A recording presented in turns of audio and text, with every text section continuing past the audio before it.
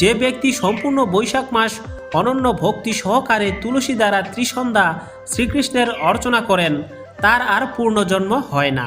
তুলসী দেবীর অনন্ত মহিমা অনন্ত শাস্ত্রে বিস্তৃত, কিন্তু এই মহিমা হচ্ছে অশেষ।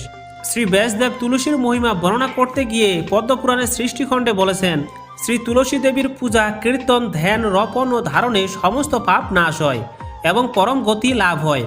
যে ব্যক্তি অন্যকে তুলসী দ্বারা শ্রীহরির অর্চনার উপদেশ দেন এবং নিজেও অর্চনা করেন তিনি শ্রী মাধবের আলোয়ে গমন করেন।